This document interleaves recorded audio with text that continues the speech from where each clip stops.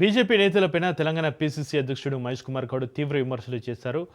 కేవలం పదవుల కోసమే మతాలు, కులాల మధ్య చిచ్చు పెడుతున్నారని ఆరోపించారు. దేశ నిర్మాణంలో మోడీ కుటుంబం కానీ పనిచేయలేదన్నారు. గత బీఆర్ఎస్ పాలనలో విజన్ లేకపోవడం వల్లే రాష్ట్రాన్ని అప్పులపాలు చేశారన్నారు. ఆర్థిక సంక్షోభంలో కూడా కాంగ్రెస్ ప్రభుత్వం ఇచ్చిన హామీలను అమలు చేస్తుంది అన్నారు. కేవలం దోచుకోవడమే లక్ష్యంగా పనికిరాని కాళేశ్వరం కట్టారని అన్నారు. ఏప్రిల్ చివరి వారంలోగా అన్ని కార్పొరేషన్ పదవులు భర్తీ చేస్తామన్నారు.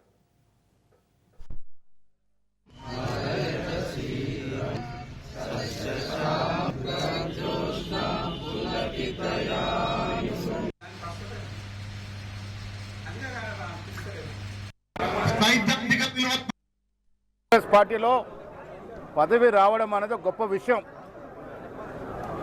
అలాంటి పార్టీలో పదవులు వచ్చిన ప్రతి వ్యక్తి ఆ పదవికి వన్నె తెచ్చే విధంగా కార్యక్రమాలు చేయాలని సూచించడం జరిగింది.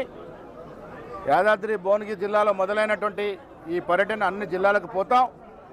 ప్రతి చోట డీసీసీలు నియమితులైనాయి కాబట్టి వారికి దశ దిశ నిర్దేశం చేస్తాం.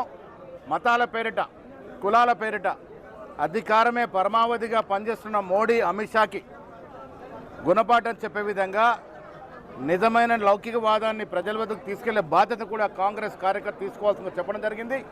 ప్రజలకు కావాల్సింది అభివృద్ధి, ప్రజలకు కావాల్సింది వాళ్ళ పిల్లల భవిష్యత్తు. కులాలు, మతాల పెట్టి చిచ్చుపెట్టి పిల్లల భవిష్యత్తును పాడు చేస్తున్న పార్టీలకు బుద్ధి చెప్పాల్సిందిగా కూడా మా కార్యకర్తలకు దశ దిశ నిర్దేశం చేశాం. Thank you.